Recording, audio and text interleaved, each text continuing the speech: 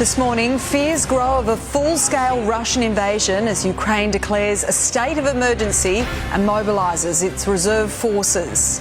Australian sanctions against Russia formally signed off, with warnings of more to come.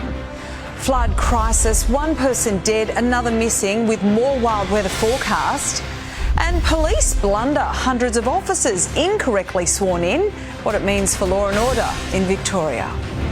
This is 7 News with Sally Bowery. Good morning. Ukraine's government has declared it will enter a state of emergency as a full invasion by Russia appears increasingly likely. Kiev has mobilised its reserves, advising its citizens in Russia to leave immediately. Jeff Parry has the latest from Lviv in eastern Ukraine. That state of emergency will take place later this week. It'll be ratified by the Parliament probably in the next 24 hours. Initially, it will be for a 30-day period, but probably go longer. It affords the Ukraine government sweeping powers over the civilian population, even allowing them to arm them, to carry weapons. The government also called up 200,000 reservists, military reservists, and ordered them to report to barracks, pick up a gun, put a uniform on, and possibly get into the fight. But it will be a David and Goliath battle. The Russians far outweigh them in terms of weaponry, in terms of planes, and in terms of ships. So it would be a bloody fight when the Russians come in. The UK promising today to send extra weapons to Ukraine. Here's UK Prime Minister Boris Johnson. Mr. Speaker, I can announce to the House that in light of the increasingly threatening behaviour from Russia and in line with our previous support, the UK will shortly be providing a further package of military support to Ukraine. Yeah. This will include lethal aid in the form of defensive weapons and non-lethal aid. In another announcement today, the Ukraine government urged all its citizens living in Russia to return home as soon as possible. The Russian President Vladimir Putin told his country today that Russian security is non-negotiable. He's clearly calling the shots when it comes to this, and all the world, and particularly the Ukraine, could do is wait.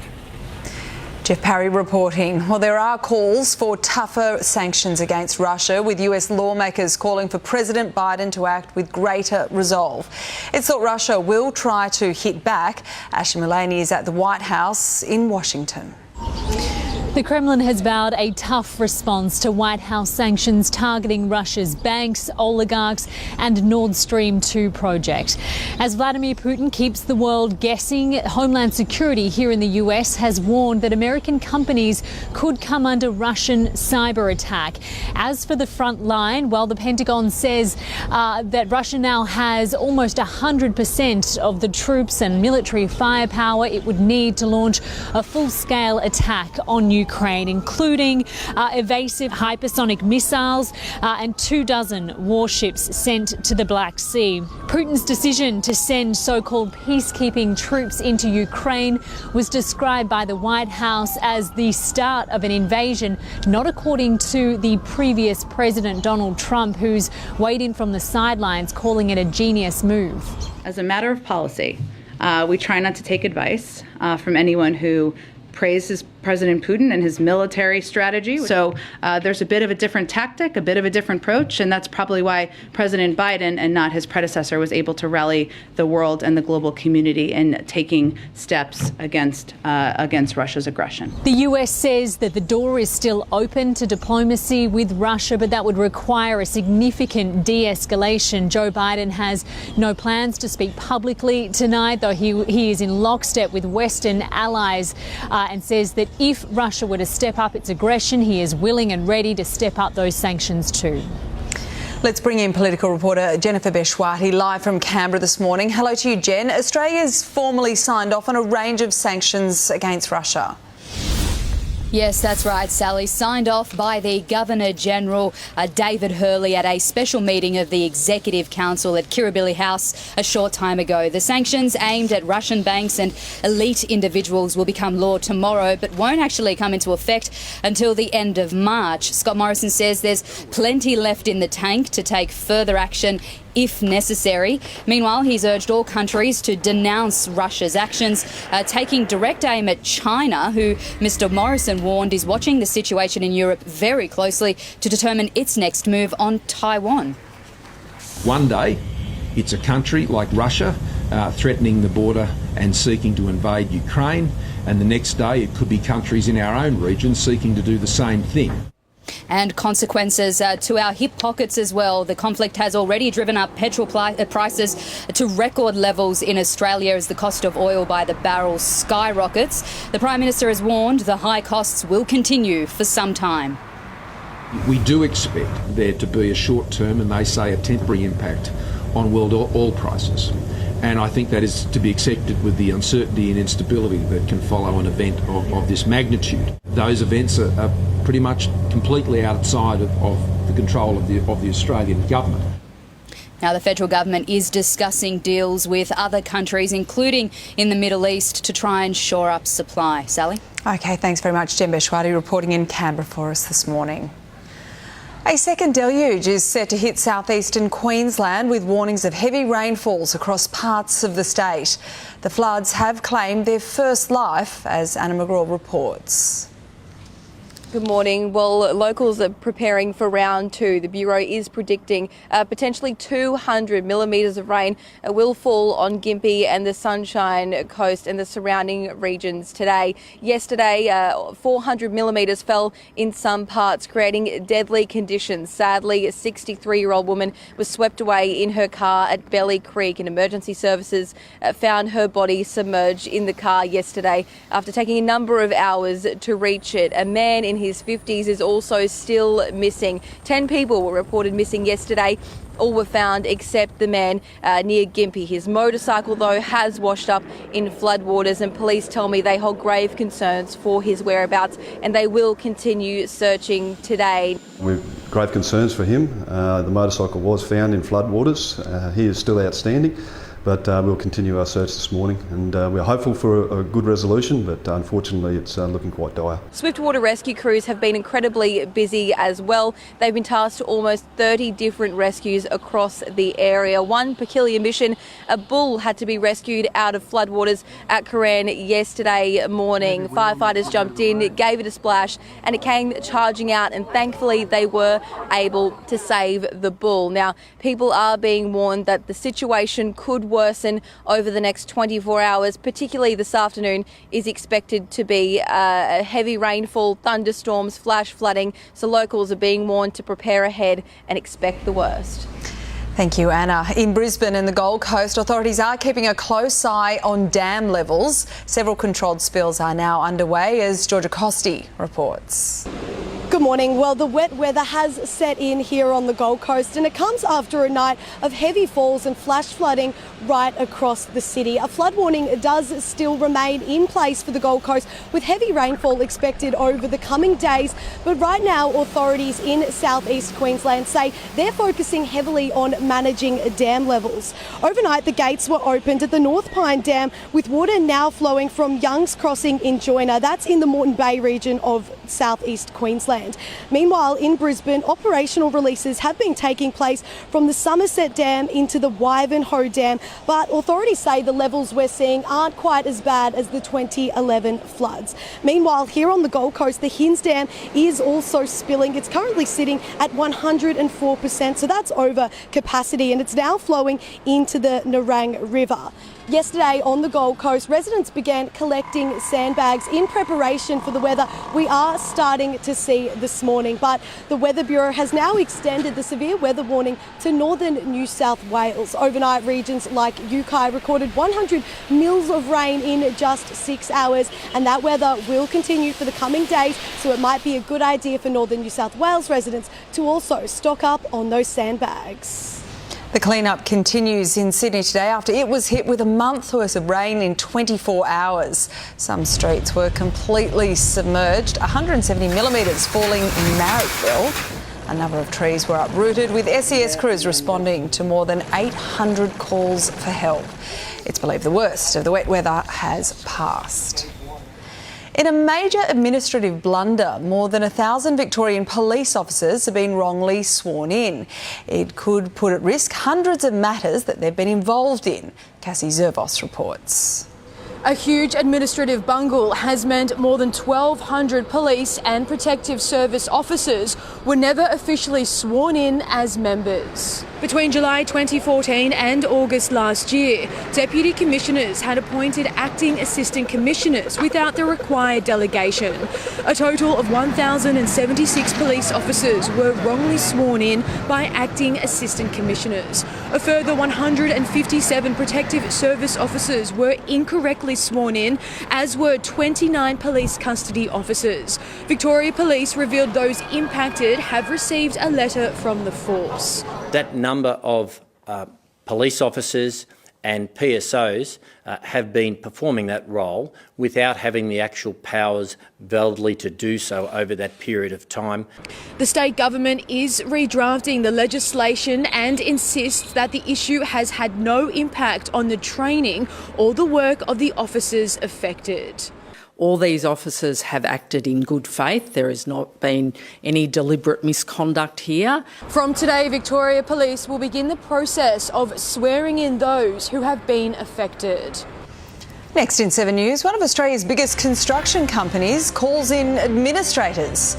And Kate and Mary spend time together in Denmark, the Duchess of Cambridge hinting she may want another child.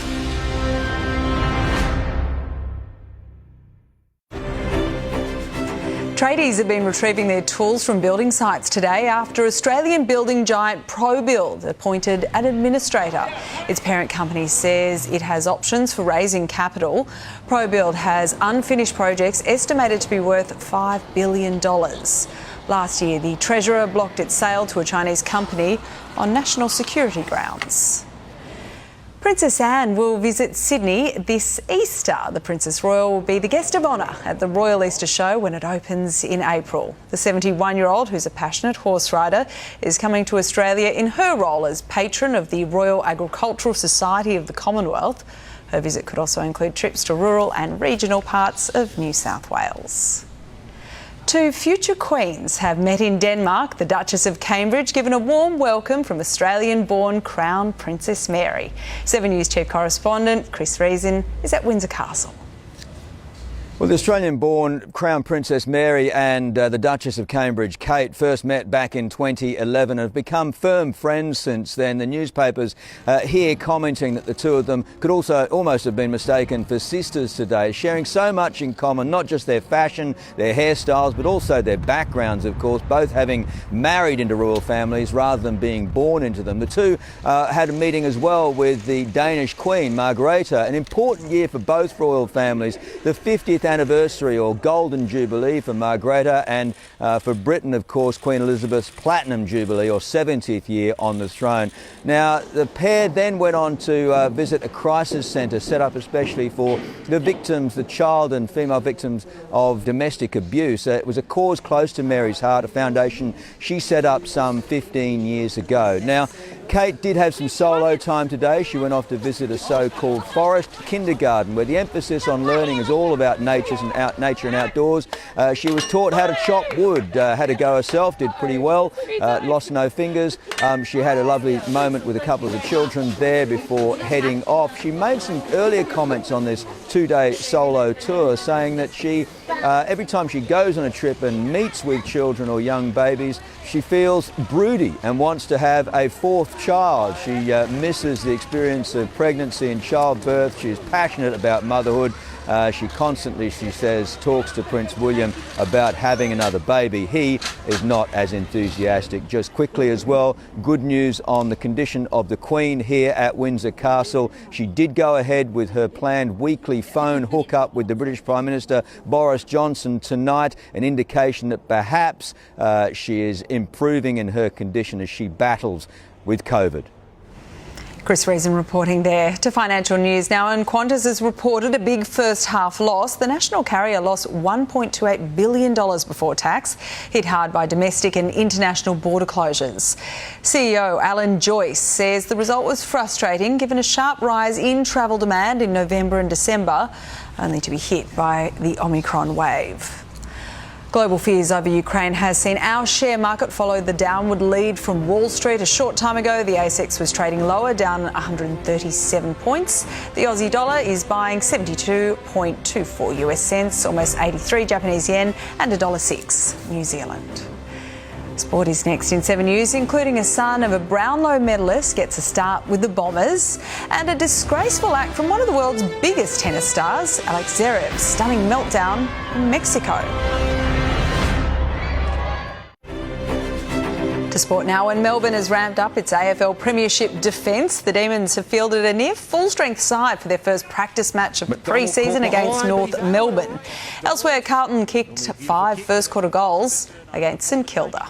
Picks it up to Phil, goes inside the 50, Kemp almost drags it in, Owi's at their feet, nice little knock on, soccers it off the ground and just rolls it home.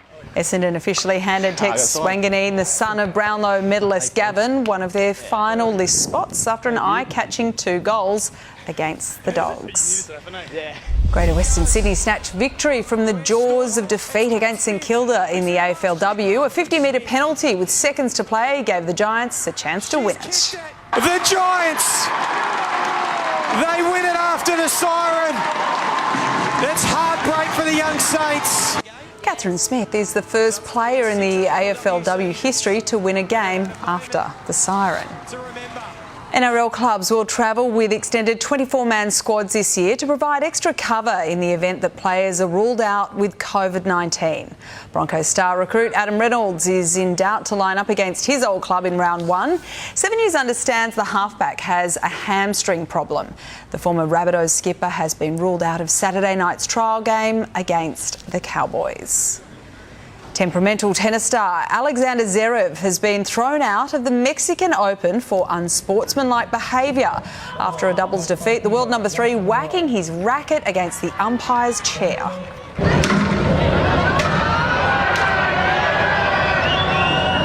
Zverev earlier launched a foul-mouthed verbal tirade towards an umpire over a line call.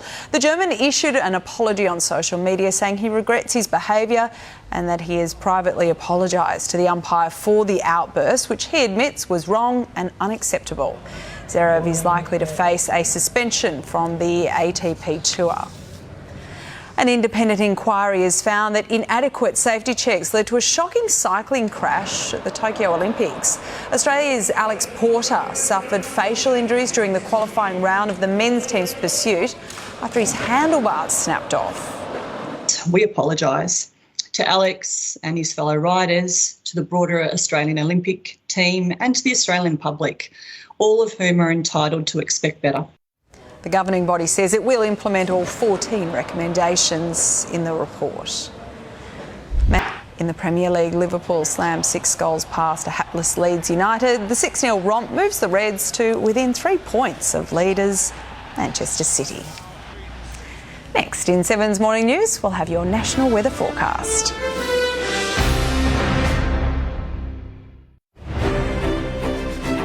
Now for the latest weather, here's Tony Auden. Good morning. Well, after a brief reprieve late yesterday, we are still expecting heavy rain to develop across southeast Queensland, and there is the potential for severe flash flooding and river flooding. Here is the forecast rain over the next couple of days. We're expecting a trough to develop across the region and potentially a line of heavy rain across the Sunshine Coast, Brisbane and Gold Coast, but possibly also pushing further inland towards some of those major river catchments. Here are those forecast rain totals for the rest of this event. We're still looking at some heavy falls, potentially 300, even 400 millimetres right across the region, and this would lead to some pretty dangerous conditions over the next few days. A severe weather warning and flood watch are current across the region. Now on to the rest of the nation for today, and of course we are expecting that heavy rain around Brisbane, a forecast top of just 23. That will get warmer if we do get any breaks in the cloud. Sydney, a couple of showers, 26, similar in Canberra. Hobart, a sprinkle 2, and Melbourne, just an outside chance of a drop or 2, a top of 24 degrees. To the satellite, and it's all about that east coast. We have that trough starting to dig in along the east coast, also affecting affecting northern New South Wales. Showers with onshore winds on the southern New South Wales coast. Otherwise fairly settled, just a few storms over in the northwest. Into tomorrow, again, not too much change. It's all about that east coast and that trough continuing to bring heavy rain, mostly for southeast Queensland and also into far northern New South Wales. So on to tomorrow's forecast. That heavy rain continues for Brisbane. Still a few showers for Sydney and Canberra, Melbourne and Hobart. Cloudy but mostly dry, 23 and 19. Adelaide 29 and a top of 34 degrees in Perth. That's the latest weather. It's back to you. Thank you, Tony. And that's 7 News to now. Our next major bulletin is at 4 p.m. I'm Sally Bowery. Have a good day.